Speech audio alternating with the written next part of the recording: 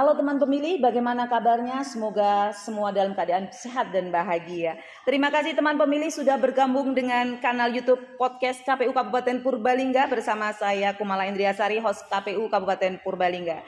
Teman pemilih, malam hari ini kita kedatangan tamu spesial yang akan mengupas tuntas tantangan Pilkada serentak tahun 2024.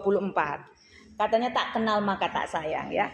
Beliau adalah Bapak Yusaf Farhan Esos MSI. Beliau adalah Dekan Fisip Unpam dan juga pengamat politik Citra Institute. Maka kita sapa dulu beliau. Apa kabar Bapak? Alhamdulillah sehat. Alhamdulillah, saya sangat surprise sekali Pak bisa kedatangan tamu hebat malam hari ini teman-teman. Dan kita berterima kasih sekali teman-teman mau bersama kita Pak. Jadi mereka selalu mengikuti aktif podcast KPU Kabupaten Purbalingga. Dan teman-teman, Pilkada serentak tahun 2024 yang akan diselenggarakan pada tanggal 27 November 2024 tentu saja memiliki tantangan. Kendati pemungutan suaranya dilaksanakan pada tanggal tersebut, namun proses persiapannya sudah dilaksanakan bahkan mulai akhir tahun 2022. Tahapan tersebut meliputi tahapan penyusunan regulasi, tahapan perencanaan program dan anggaran, dan bagaimana kita mengetahui tantangan-tantangan yang dimana kita tahu Bapak anggaran ini adalah dari Pemda ataupun Pemprov ya, sehingga banyak sekali tantangan terhadap Pilkada serentak ini. Nah mohon Bapak kita kupas tuntas malam ini ya Pak, monggo Bapak. Ya, terima kasih Pak Kumala. Jadi yang pertama memang Pilkada serentak 2024 ini menjadi pilkada yang digelar dengan desain serentak ya. Setelah dulu Mahkamah Konstitusi merekomendasikan 6 model keserentakan pemilu. Nah, apakah ini tidak melelahkan? Setelah kemarin kita menyelenggarakan pemilu juga secara serentak kan antara pileg dan pilpres. Nah, tentu kan ada jeda ya karena dari pemilu nasional ke pemilu lokal dan nanti dilaksanakan 27 November. Tentu ini akan menjadi tantangan bagi KPU karena KPU lah beserta jajarannya yang akan melaksanakan secara teknis kan. Betul. Di kurang lebih sekitar 545 daerah, ada 37 provinsi dan sekitar 508 kabupaten kota. Ya tentu kita menyambut dengan riang dan gembira pelaksanaan pemilu lokal ini. Karena apa? Karena ini sangat penting supaya isu-isu lokal juga bisa terangkat di tingkat nasional dan tidak tenggelam oleh isu-isu politik nasional. Nah dari beberapa tahapan pilkada, saya kira memang sekarang ini yang paling menarik kan tahapan pencalonan. Ya, betul, kita melihat di berbagai daerah ini sudah mulai muncul konfigurasi politik di tahapan kandidasi atau tahapan pencalonan ini. Mungkin pertanyaan dasarnya adalah apakah koalisi di pilpres itu akan linier atau sama dengan koalisi di pilkada serentak 2024 ini? Ya tentu jawabannya belum tentu karena pilkada itu muatannya adalah lokalitas. Jadi warna lokalnya lebih dominan. Nah, bisa saja misalnya di suatu daerah partai-partai pendukungnya Pak Prabowo Gibran ini berkoalisi dengan partai-partai pendukungnya Pak Ganjar Mahfud ataupun Pak Anies Pak Muhaimin. Ya. Jadi kemungkinan itu masih terbuka. Artinya koalisi di pilkada ini tidak serta-merta linier atau sama dengan koalisi di pilpres. Meskipun kalau bicara kepentingan gerbong besar Pak Prabowo Gibran ya tentu partai-partai politik yang bergabung di koalisi Indonesia Maju ini juga berkepentingan agar skema koalisi itu tetap utuh. Kan. Ya undang-undang sudah mengatur ada pintu partai politik, ada juga pintu perseorangan yang pintu perseorangan sekarang sudah dimulai pendaftarannya kan.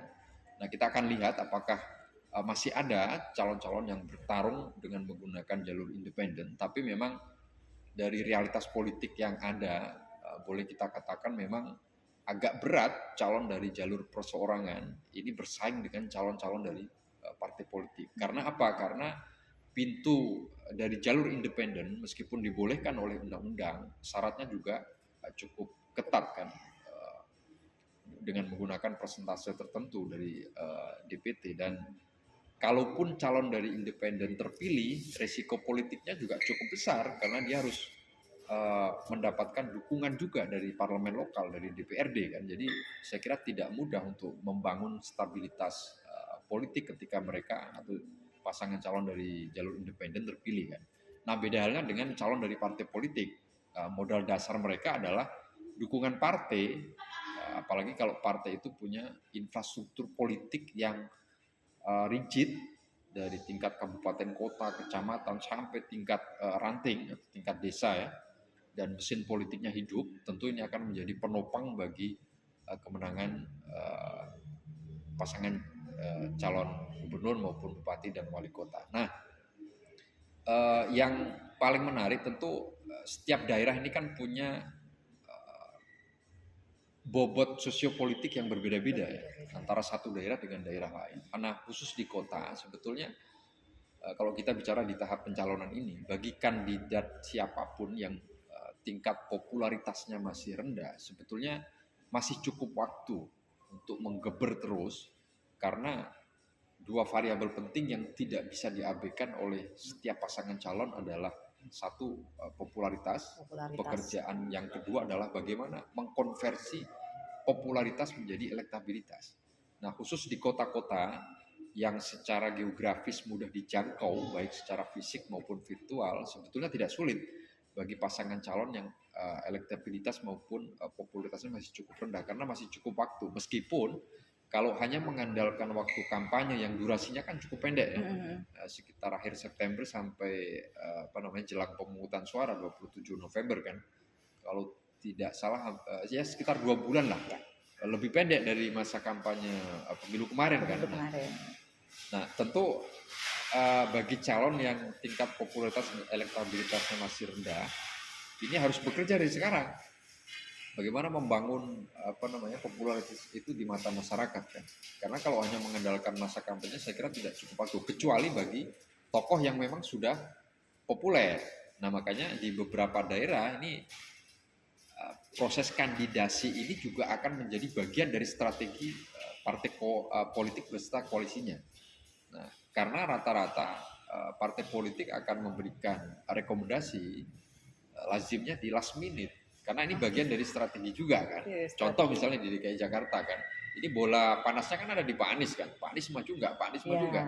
Kalau Pak Anies maju, berarti lawan-lawan politiknya tentu akan memasang jagoannya yang bisa kompetitif melawan Pak Anies. Nah, kalau diumumkan sekarang kan resikonya, iya kalau Pak Anies nggak maju. Kalau Pak Anies maju kan bisa kalah kan. Nah, kira-kira begitulah. Ini juga bagian dari strategi partai-partai beserta koalisinya, bagaimana mengusung pasangan calon dan wakilnya di pilkada.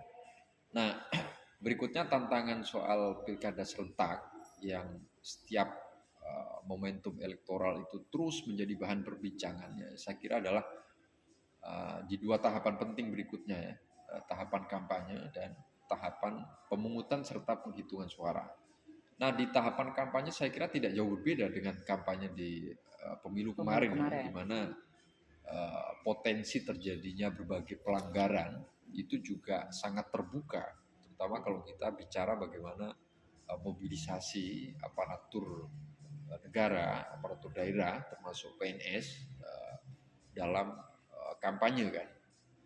Nah, ini juga perlu diwaspadai karena birokrasi kan harus netral, tidak boleh memihak, dan KPU sebagai pelaksana harus memberikan ruang yang adil dan proporsional bagi seluruh calon. Nah, memang ada plus minusnya antara calon petahana atau incumbent atau yang sudah pernah menjabat ya, dengan yang baru atau newcomers. Tentu medannya menjadi tidak berimbang, tapi kan ini soal strategi ya. Belum tentu petahana bisa automatically menang kan. Bahkan dalam beberapa kasus newcomers juga bisa menang. Nah, di tahapan kampanye saya kira pertama tadi soal mobilisasi aparatur negara untuk kepentingan elektoral.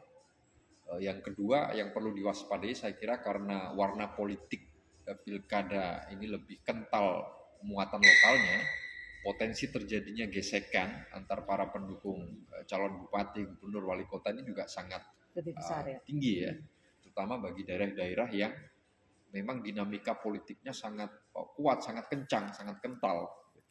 Nah karakter daerah kan beda-beda kan. Ada yang dinamika politiknya stabil ya, tapi ada dinamika politiknya yang sangat kencang sekali kan.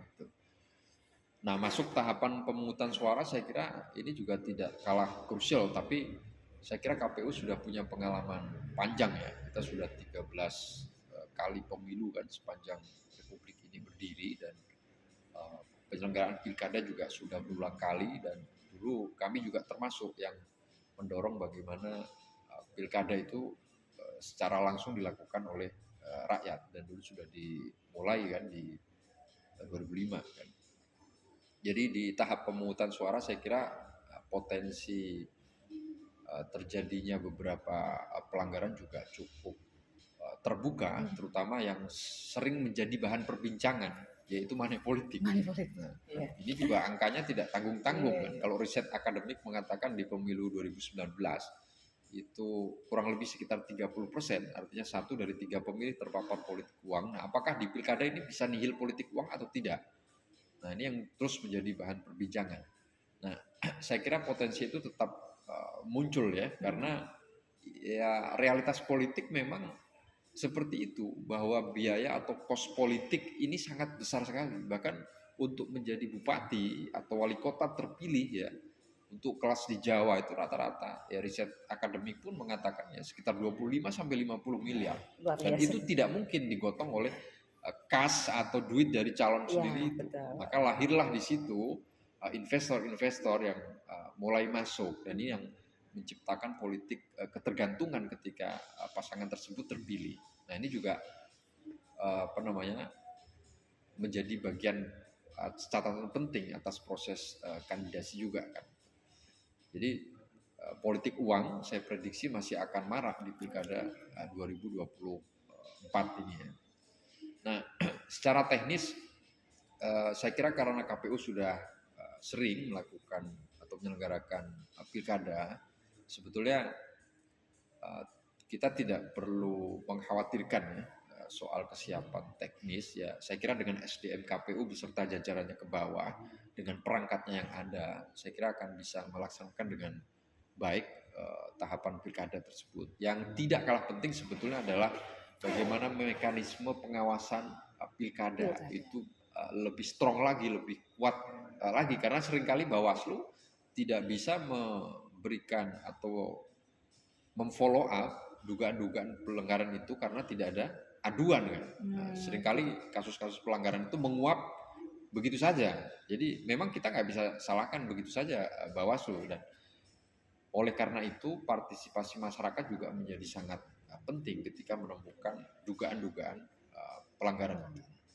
Nah di tahapan terakhir penghitungan suara yang tidak kalah penting saya kira adalah bagaimana mempercepat akses informasi publik terhadap hasil pilkada. Itu yang paling penting, karena itu yang paling ditunggu masyarakat. Masyarakat sangat Sekarang menunggu-nunggu ya. kita sudah canggih kan, kita hidup di era teknologi informasi yang modern. Dalam hitungan jam setelah penghitungan suara dinyatakan selesai, itu masyarakat sudah bisa melihat bagaimana hasilnya. Nah ini yang paling ditunggu masyarakat. Jadi nggak perlu berlama-lama lagi, nggak perlu harus nunggu 1 minggu, 2 minggu, 3 minggu, 4 minggu. Ya mungkin di beberapa daerah yang besar ada beberapa teman-teman lembaga survei yang menyelenggarakan quick count. Itu juga mempercepat juga kan, karena sepanjang dilakukan dengan metodologi yang benar ya hasilnya saya kira tidak akan jauh berbeda dengan hasil resmi KPU kan. Nah meskipun acuan KPU ada hasil resmi penghitungan manual, tapi paling tidak dengan bantuan Sirekap itu bisa mempercepat publik mempercepat masyarakat untuk mengetahui itu. Nah sepanjang basisnya adalah hasil rekapitulasi atau penghitungan suara di TPS, ya saya kira angka itu valid kan, sepanjang bertumbuh pada data yang benar. Jadi kecepatan itulah yang sebetulnya paling ditunggu masyarakat. Nah kemarin di pemilu kita lakukan evaluasi, memang agak sedikit bermasalah Sirekap ini, sehingga membingungkan kan. Banyak caleg yang dibuat stres oleh Sirekap. Nah ke depan saya kira masih cukup bagi KPU ya, untuk punya waktu memperbaiki Sirekap, dan kita harap dengan dukungan anggaran yang ada, ya saya kira tidak ada kendala lagi ke depan terkait dengan penghitungan suara, sehingga asas pemilu yang jurdil itu tetap bisa dipertanggungjawabkan ke masyarakat. Ya, luar biasa.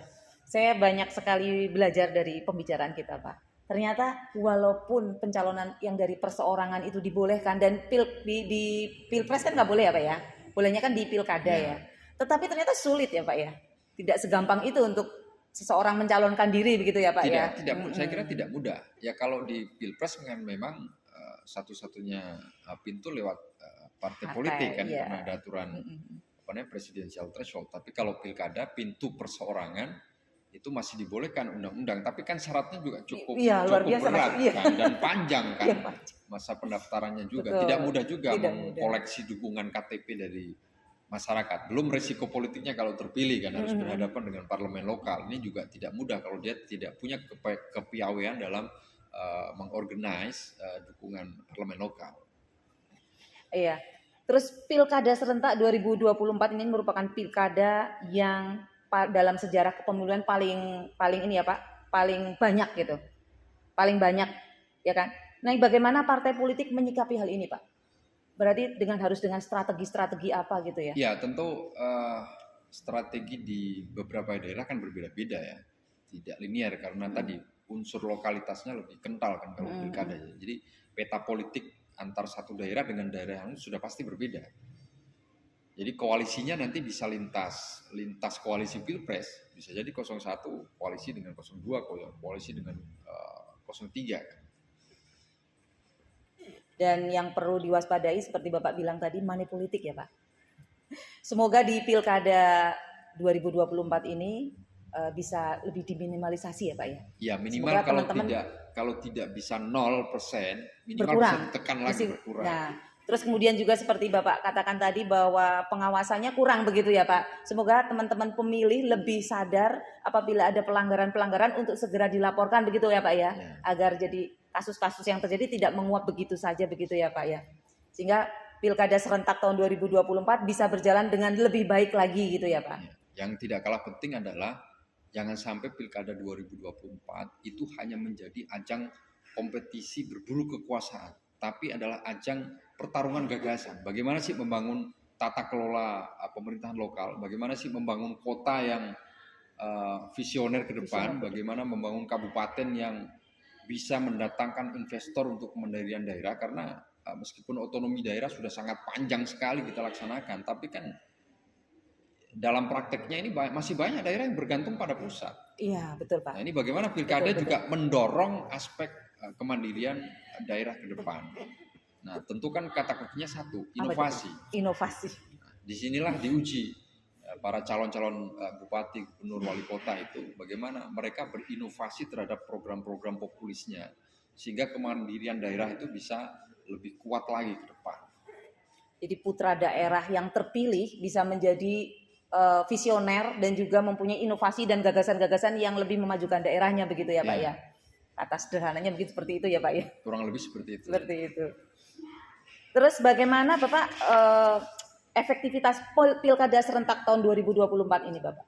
Ya, kalau desain keserentakan kan memang argumentasinya ada pada efektivitas. Ya, serentak udah pasti efektif karena sekali pukul selesai kan. Ya, kalau kemarin kan serentak tapi masih bergelombang kan, ada yang di 2020, ada yang 2018, ada yang 2017 dan seterusnya. Tapi kalau ini kan serentak tapi sekali waktu kan. Tentu kalau pertanyaan efektif atau enggak, efektif dari sisi pelaksanaan teknis. Dan kita berharap isu-isu lokal di semua daerah itu akan terangkat. Jadi bukan hanya dominasi provinsi-provinsi yang besar. Nah, selama ini kan yang riuh rame itu hanya provinsi-provinsi yang selama ini menjadi pusat perhatian publik. DKI Jakarta, Jawa Barat, Jawa Timur, provinsi-provinsi lain relatif tenggelam. Nah, kita berharap nanti dari ujung barat sampai ujung timur nih isu-isu lokalnya lebih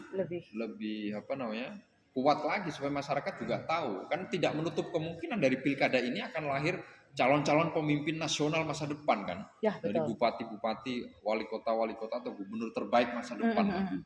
Saya kira itu yang paling penting. Terus bagaimana menyikapi ini Bapak? Kalau untuk Pilkada 2020 kan kita ada 13 bulan tahapannya itu loh Pak. Tapi untuk kali ini lebih singkat dan beririsan kan Pak. Jadi cuma 88 bulan saja. Bagaimana SDM KPU dan jajarannya beserta ad hoc menyikapi hal ini Pak? Untuk bisa biar SDM-nya lebih bagus dari sebelumnya. Ya, KPU sudah menyusun tahapan dan jadwal pilkada ya. Sekarang kita masuk tahap kandidasi, terutama dari calon perseorangan sudah dibuka. Nah, saya kira dengan infrastruktur SDM yang ada KPU dan sudah berulang kali menyelenggarakan pilkada, saya kira akan bisa menyelesaikan dengan baik meskipun secara garis besar tahapannya menjadi lebih pendek kan. Dan memang yang tidak ada yang paling krusial dan menarik kecuali 3 tahapan penting tadi. Tahapan kampanye, pemungutan suara, dan penghitungan suara. Karena pertarungan kerasnya akan terjadi di situ nanti. Dan juga diharapkan untuk Pilkada serentak tahun 2024 lebih cepat masyarakat tahu hasilnya ya Pak Itu ya. yang paling penting. Ya, dengan sirekap di Pilpres kemarin yang ada beberapa kendala, semoga kita bisa memperbaiki, pihak KPU bisa memperbaiki lebih baik lagi. Masih ada kesempatan ya Bapak untuk kita lebih baik lagi, masih cukup waktu sehingga masyarakat lebih cepat tahu, karena itu yang paling ditunggu begitu ya Pak. Tidak perlu memerlukan waktu 1 minggu atau berapa minggu gitu untuk mengetahui hal itu. Kemudian Bapak, apa harapan Bapak kepada teman-teman pemilih yang sudah setia bersama kanal YouTube KPU Kabupaten Purbalingga ini ke depan untuk pemilu serentak 2024 ini Bapak? Ya, tentu kita berharap terutama Gen Z dan milenial yang secara nasional porsinya sangat dominan, lebih dari 50%. Ini menjadi yang pertama sebagai garda terdepan untuk menyukseskan pilkada. Caranya bagaimana? Nah, sekarang ada momentum rekrutmen PPK, betul, PPS, KPPS, ya, badan ad hoc itu manfaatkan dengan sebaik mungkin. Nah, di hari pemungutan suara khusus Gen Z dan milenial, jadilah orang pertama yang datang ke TPS untuk menyalurkan hak politiknya. Jangan tidur, jangan main. Karena satu suara menentukan nasib bangsa ya Pak. Gen Z milenial ini ya kebiasaan kita dulu kan waktu masih muda juga di hari pemungutan suara yang ada kita tidur atau jalan-jalan. Jangan. Jadilah yang pertama datang ke TPS karena satu suara sangat berharga untuk menentukan kepala daerah kan, menyangkut masa depan nasib daerah. Tuh teman-teman pemilih, kita dengarkan bersama bahwa memang satu suara menentukan nasib bangsa. Jadi teman-teman pemilih diharapkan menjadi orang pertama yang datang ke TPS ya Bapak. Datang ke TPS. Untuk menyuarakan suara hati sesuai hati nurani ya Pak. Dan untuk pemimpin yang lebih baik di masa yang akan datang. Begitu Bapak. Cukup Bapak? Terima kasih Bapak, teman-teman. Terima kasih sudah setia bersama kami. Dan terima kasih untuk Bapak Yusak, tamu spesial kita kali ini. Dan semoga Bapak selalu sehat dan teman-teman juga selalu sehat. Dan kita bisa menyongsong pilkada serentak tahun 2024 dengan bahagia. Dan semuanya berjalan dengan lancar, aman, terkendali. Begitu Bapak. Amin. Dan kita bisa memilih pemimpin yang benar-benar amanah dan juga menjadi harapan unggul untuk bangsa ini. Begitu Bapak. Terima kasih Bapak. Terima kasih. Ya. Assalamualaikum.